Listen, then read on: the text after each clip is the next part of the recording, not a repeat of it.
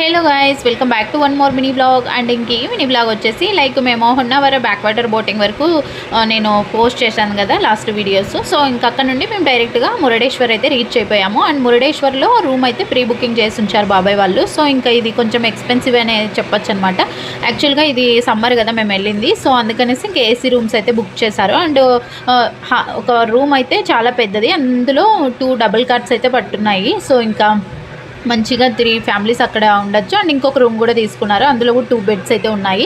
So అందరికీ beds ఉండేలాగా book చేశాడనమాట బాబాయ్. సో బాగుండింది రూమ్ అయితే, చాలా మంచిగా అనిపించింది. అండ్ వ్యూ కూడా బాగుండింది రూమ్లో నుండి. అండ్ టెంపుల్కి చాలా దగ్గరలో తీసుకొని ఉన్నారు. సో ఇంకా అది కూడా చేయకపోతే ముందే ఇంకా దొరకవనేసి ఇంకా ముందే చేసి ఉంచున్నారు. సో ఇంకా మేము నైట్ అయితే ఇక్కడే స్టే అయ్యాం మురుడేశ్వర్లో. అండ్ నెక్స్ట్ రోజు మార్నింగ్ లైక్ టెంపుల్ దగ్గర మనకి బీచ్ లాగా ఉన్నాయి కదా, సో ఇంకా అక్కడ ఎంజాయ్ చేయొచ్చు అనేసి ఇంకా మేము మార్నింగ్ అక్కడికి వెళ్ళాము.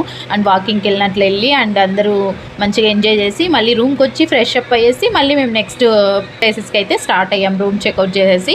సో నేనైతే ఫస్ట్ టైం అనమాట మురుడేశ్వర్ టెంపుల్కి రావడం. ఫస్ట్ టైం చూశాను అంత దగ్గర నుండి, అంత పెద్ద టెంపుల్. చాలా చాలా అంటే చాలా ప్లెజెంట్గా, చాలా పీస్ఫుల్ వైబ్ అయితే వచ్చిందనమాట అక్కడ.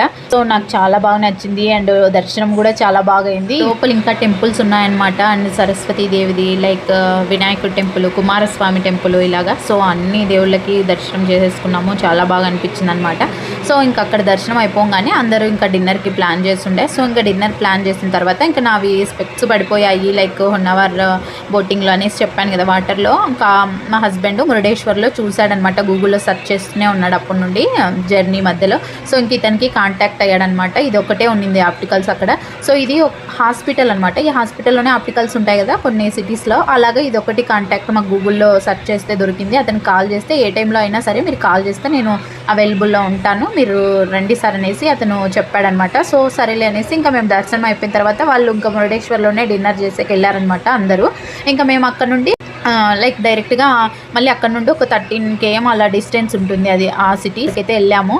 అండ్ ఇంకా అక్కడికి వెళ్ళి ఆడ ఆప్టికల్స్కి వెళ్ళి అతనికి కాంటాక్ట్ అయ్యి అతను వచ్చిన తర్వాత స్పెక్స్ తీసుకొని అండ్ డైరెక్ట్గా అక్కడే ఇంకా ఎంపైర్ హోటల్ ఉంటే సో అక్కడికి వెళ్ళామన్నమాట. వితిన్ 10 minutesలో అతను మేము ఫ్రేమ్ సెలెక్ట్ చేసేసుకున్న వెంటనే ఇంకా నా సైట్కి తగ్గ లెన్సెస్ ఉన్నాయనేసి ఇంకా ఫిట్ చేసి ఇచ్చేసాడు. వితిన్ 10 minutesలో ఇచ్చేసాడు అనమాట. సో ఇంకా మంచిగా అనిపించింది. యాక్చువల్గా నా దగ్గర 2 pairs ఉన్నాయన్నమాట. సో ఇంకా నేను ఎక్కడికి వెళ్ళినా 2 pairs క్యారీ చేసేదాన్ని. ఇంకా టూర్ కదా ఎందుకులే అనేసి ఇంకా నేను తీసుకెళ్ళలేదు. ఒకవేళ అవి తీసుకెళ్ళి ఉంటే ఇంత ఇబ్బంది అయ్యేదైతే కాదు.